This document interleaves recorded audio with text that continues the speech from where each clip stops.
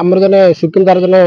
staff को किसी कारण न था कि अन्याय भाव में बदली कर दिखाई पूर्वस्था को फेरी आने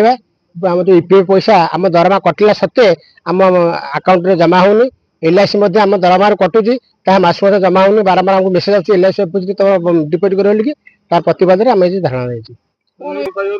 ना आम कर पानी व्यवस्था सब व्यवस्था कराई जो मैंने पानी चलती से ठीक पानी चलेबे नलकूप वाला से नल मरामत करेंगे माने बंद हेनी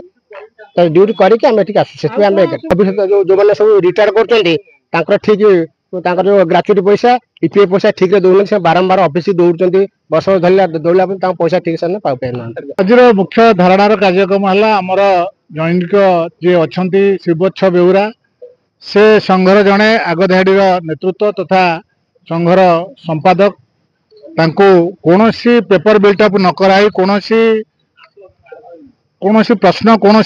कौन चिठीपत्र न आक्रोशमूलक भाव बदली कर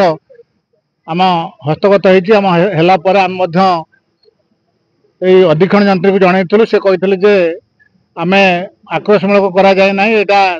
एडमिनिस्ट्रेटिव ग्राउंड कराई कि जब एडमिनिस्ट्रेटिव ग्राउंड कराई पूर्व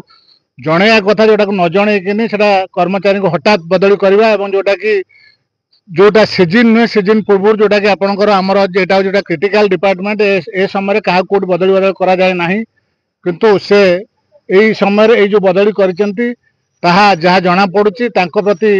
आक्षेप कर बदलीटा कर पक्षे ये डिविजन में मास मास धरिक ईपीएफ डिपोजिट होना एवं ठीक समय दरमा प्रदान करा जाउना कर्मचारी मान जो मृत्यु पर जो मृत्युकालीन जो अनुकंपामूलक जो उत्तराधिकारी चाकरी द्वारा दि जाऊना एवं एलआईसी डिपोजिट बहुत समय डिपोजिट डेरी करा जाउछि विभिन्न दाबी नहीं जो अच्छा जो आमर अधीक्षण जंत्री से ठीक समय जो दाबी गुड़िक लोक कार्य करूँ तार प्रतिवाद धारणा कराई ये धारणाटा एटा कंटिन्यू कर जेपर्यंत आमर कर्मकर्ता को बदली आदेश को प्रत्याहार न कराई